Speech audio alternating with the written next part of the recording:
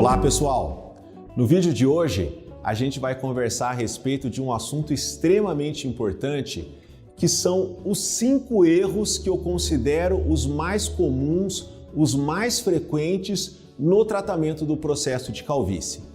E por que eu escolhi esse vídeo, né? Por que a gente vai falar desse tema hoje? Para vocês que não me conhecem, meu nome é Paulo, eu sou dermatologista e eu me dedico tanto ao atendimento de problemas capilares quanto à pesquisa também. Eu sou um pesquisador da área já há mais de 10 anos e ao longo desses anos, tanto na área da pesquisa quanto no atendimento no dia a dia do meu consultório, eu observo alguns erros, alguns conceitos equivocados que as pessoas têm muitas vezes no tratamento da calvície e que impactam de maneira muito importante o resultado no médio e longo prazo.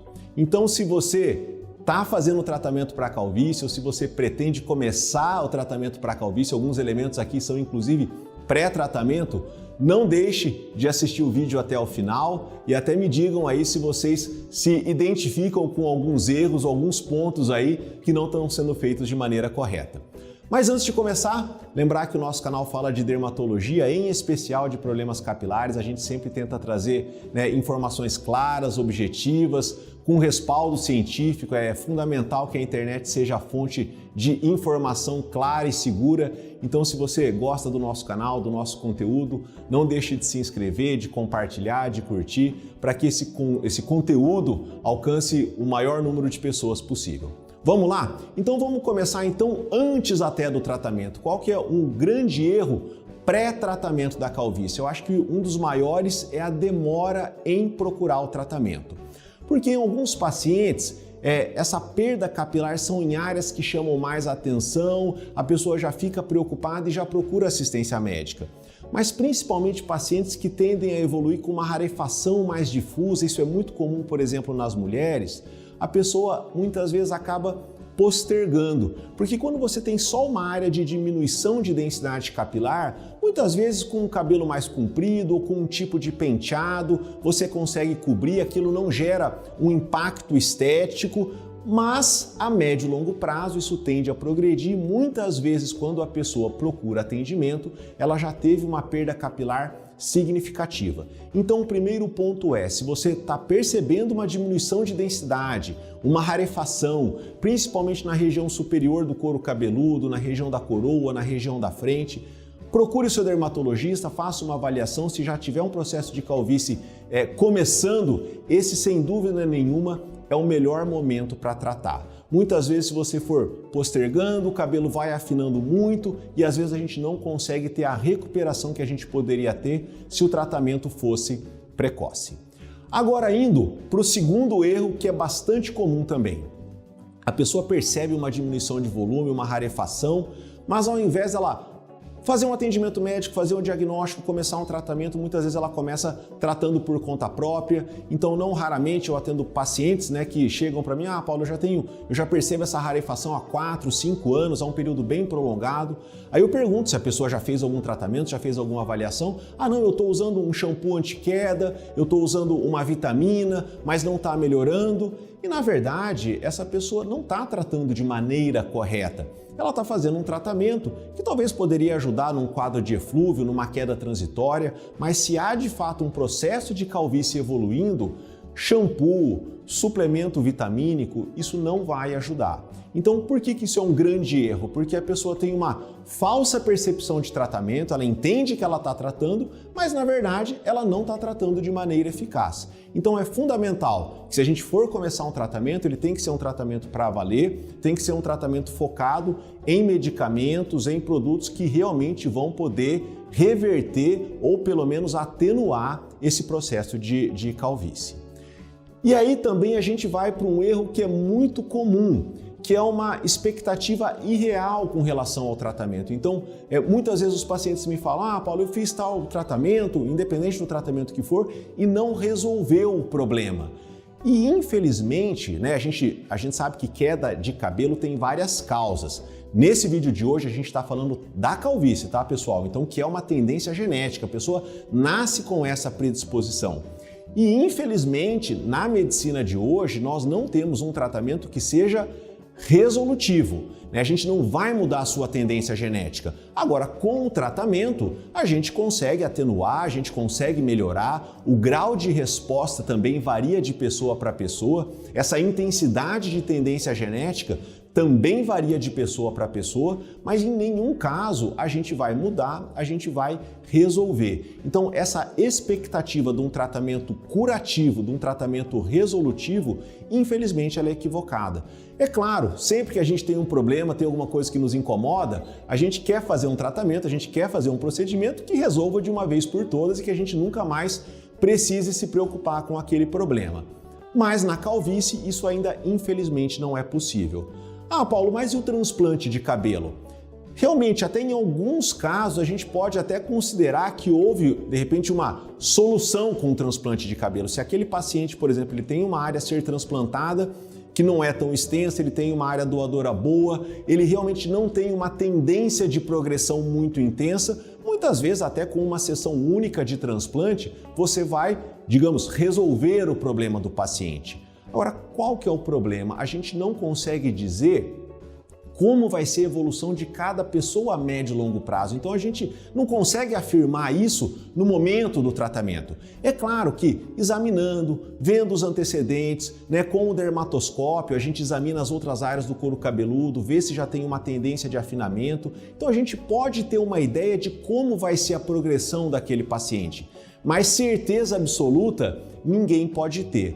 Ou seja, pensar que o transplante ele é a solução da calvície é muito mais uma exceção do que uma regra. Então, para a maioria dos pacientes, a gente vai ter que fazer um tratamento de médio e longo prazo e a gente não vai ter uma cura, uma solução milagrosa. E a partir do momento que você busca esse tipo de solução milagrosa, definitiva, é um grande passo para que a gente não tenha sucesso no tratamento. Porque agora a gente já vai passar para o próximo erro que é muito comum, que é a falta de consistência no tratamento, a falta de adesão ao tratamento. Então, muitas vezes o paciente tem um diagnóstico correto, ele começa o tratamento cedo, está um tratamento adequado para ele, mas ele não tem consistência no tratamento. Começa o tratamento, começa, para. Isso é comum também, porque às vezes a gente tem um problema que nos incomoda, a gente põe toda a energia ali para começar aquele tratamento e aí passa 1, 2 meses, a gente começa a cansar, esquecer, deixa de lado, começa a ter outras prioridades e o tratamento vai ficando para trás. Aí a pessoa viu que a queda capilar, a perda capilar piorou, aí ela retoma o tratamento com tudo, começa tudo de uma vez novamente, dá um tempo, vai cansando, vai esquecendo e para novamente. Isso é péssimo. Então, tratamentos muito intensos de curto prazo não mudam muito a evolução do problema. A constância é fundamental. A gente pode fazer um paralelo aí com a atividade física, que é muito comum, A pessoa quer perder peso, começa a academia, não, eu vou todos os dias, eu vou 2 vezes por dia, porque eu vou, agora me dedicar ao máximo aí à atividade física, ela não consegue sustentar aquele ritmo, depois de 1, 2 meses, parou novamente e fica indo e voltando. Com o cabelo, muitas vezes acontece a mesma coisa, mas é um pouco pior. Por quê? O peso, por mais que você eventualmente ganhe, sempre possível você perder aquilo que você ganhou. Não estou dizendo que é fácil, que sempre a gente consegue, mas sempre é possível. A calvície ela tende a ir evoluindo. Quando você para o tratamento e você perde cabelo nesse período, quando você retoma o tratamento, há uma melhora, mas geralmente você não recupera tudo aquilo que você perdeu. Então isso é muito danoso, porque nessas intermitências de tratamento você vai sempre perdendo e sempre que você retoma de um nível mais baixo. Então às vezes aquele paciente que fez um tratamento bem orientado, bem específico, teve constância, ele vai ter no médio e longo prazo um benefício muito maior. Fazendo uma outra comparação com a atividade física, eu brinco que o tratamento da calvície é uma maratona. Você tem que ter consistência a médio e longo prazo, não é corrida de 100 metros. Eu vou começar com tudo, eu vou passar shampoo, eu vou tomar o comprimido, começa com um monte de coisa que você não consegue manter e muitas vezes acaba parando. Isso nos leva também ao quinto erro, que eu considero muito frequente também, principalmente quando o paciente faz múltiplos tratamentos, que ele não tem clareza do que é mais importante nessa lista de tratamentos. Então, muito frequentemente, às vezes pacientes que já estão em tratamentos, né, vêm no meu consultório, aí eu pergunto, o que você está usando de medicamento? Eu tomo, no caso do homem, eu tomo finasterida, eu passo minoxidil, eu uso um shampoo anti-queda, eu tomo um suplemento e eu também comprei um aparelhinho ali que eu vi na internet que eu faço um microagulhamento na minha casa. Então vamos lá, ele está fazendo, teoricamente, 5 tratamentos para calvície. Todos esses tratamentos têm a mesma importância, todos eles têm a mesma força em segurar a progressão, em fazer que aqueles fios que estão mais finos, mais delgados, fiquem mais grossos, mais espessos e mais fortes? Não, há uma diferença muito grande na potência de tratamento. Então, nesse exemplo, o paciente, a finasterida aí, ela é provavelmente muito mais forte do que todo o resto junto. Então é importante que a gente estabeleça uma hierarquia de tratamento para cada caso, para cada paciente, para que ele saiba muito claramente o que ele deve priorizar. Então, nesse caso, a gente sabe que falando de calvície masculina, shampoo não vai ter benefício, não vai mudar, a não ser que o paciente tenha uma dermatite seborreica, um problema associado. Mas para o quadro de calvície em si, não vai mudar a progressão do problema. Ou mesmo o uso de suplementos vitamínicos, os suplementos, em algumas situações, eles podem ajudar bastante, mas para aquele paciente que realmente, voltando, no caso da calvície, uma tendência genética, suplementação não vai ajudar, ou se ajudar vai ser muito pouco. Então é importante que esse tratamento esteja muito claro para o paciente qual é o ponto de foco principal que ele tem que manter e outros que ele pode adequar ou não, ou fazer ou não, dependendo da disponibilidade dele.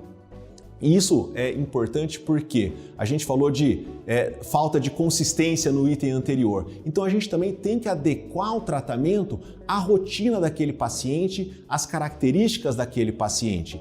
O mesmo tratamento pode ser muito bom para uma pessoa e não tão bom para outra. E eu não estou falando nem de resultado, eu estou falando de adaptação. Então, alguns pacientes, por exemplo, passam o minoxidil no couro cabeludo, o spray de minoxidil, de maneira rotineira, conseguem encaixar aquilo na rotina, dependendo do horário que aplica, horário que lava o cabelo. A gente tem um vídeo aqui no canal falando de dicas aí de como usar um minoxidil tópico corretamente. Ou seja, o paciente consegue usar o produto, colocar o tratamento, a rotina de tratamento na rotina dele do dia a dia. Para outras pessoas isso é extremamente trabalhoso, é difícil, a pessoa não se adapta, ela esquece, ela acha ruim porque o cabelo fica duro, para pentear, o horário que ela lava o cabelo. Então, nesse caso, na minha opinião, não adianta a gente ficar insistindo. A chance desse paciente manter o uso do minoxidil ao longo de meses ou anos é muito pequena. Então, a gente tem que criar mecanismos e conversando junto com o paciente, estabelecendo os pontos que são cruciais no tratamento e colocar aquilo dentro da rotina para que ele consiga manter, fazer um tratamento de longo prazo. De repente, também efeitos colaterais variam de pacientes para pacientes, então o medicamento X não se adaptou, teve efeito, a gente tem que trocar, mas muitas vezes até um esquema enxuto de fácil adaptação que a pessoa consiga ter consistência. Então esses são os pontos fundamentais: um diagnóstico correto, precoce, com tratamentos realmente focados naquilo que vão mudar a evolução do processo de calvície, com acompanhamento médico. O acompanhamento médico é fundamental, até para a gente ver se de fato o paciente está tendo melhora ou não está tendo melhora. De repente você pode falar, Paulo, mas eu vejo se o meu cabelo está crescendo ou não. Ok, é até possível, mas como esse processo é lento, é gradual, você vê o teu cabelo todo dia, você não tem métodos objetivos de avaliação, às vezes fica difícil de você fazer isso sozinho na sua casa. Então, na consulta, por exemplo, a gente faz as fotos padronizadas, a gente usa o dermatoscópio, a dermatoscopia digital, a gente projeta as imagens ali da dermatoscopia na televisão, a gente examina, é legal que o paciente vê junto com a gente vê se os fios estão ficando mais densos, se não estão, e com esse acompanhamento a gente consegue ver se realmente o tratamento está sendo eficaz ou não. Por quê? Eu falei que o tratamento é lento, a gente não pode ficar trocando de tratamento a todo momento. Porém, também a gente não pode, por um outro lado, começar um tratamento lá e esquecer. A gente tem que ver se está tendo resultado. Qual que é o prazo legal para a gente reavaliar, para ver se tem resultado?